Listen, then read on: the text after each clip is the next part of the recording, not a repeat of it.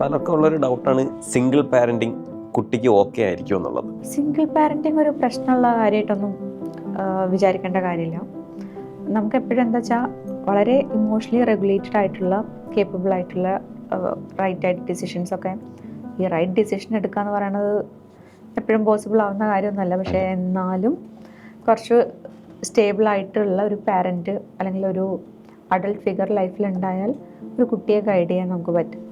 പിന്നെ ഈ പാരൻറ്റിങ് ചെയ്യാൻ പോകരുത്, മനസ്സിലാവുന്നുണ്ട്. ഇപ്പോൾ ഈ പല ടേംസും സാധനങ്ങളും ഒക്കെ കേട്ടിട്ട് ജെന്റിൽ പാരൻറ്റിങ് വേണോ, പോസിറ്റീവ് പാരൻറ്റിങ് വേണോ, എന്ത് ടൈപ്പ് പാരൻറ്റിങ് ചെയ്യണം, ഞാൻ ചെയ്യണ പാരൻറ്റിങ് ശരിയാണോ, ആളുകൾ മൊത്തത്തിൽ പല കാര്യത്തിൽ കൺഫ്യൂസ്ഡ് ആണ്.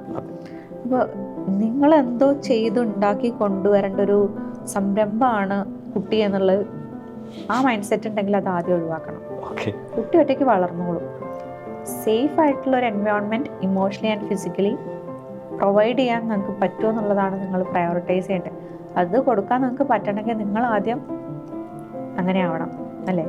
ഞാൻ ഇമോഷണലി ആൻഡ് ഫിസിക്കലി സേഫ് എൻവയോൺമെൻറ്റിലാണെങ്കിൽ എനിക്ക് വേറൊരാൾക്ക് അത് പ്രൊവൈഡ് ചെയ്യാൻ പറ്റുള്ളൂ. ഞാൻ അതിലെത്താതെ ഞാൻ ഒരു കുട്ടീനെയും കൂടി കൊണ്ടുവന്നിട്ട് കുട്ടിക്ക് അത് ഞാൻ കൊടുക്കണം എന്ന് പറഞ്ഞു കഴിഞ്ഞാൽ നടക്കില്ല.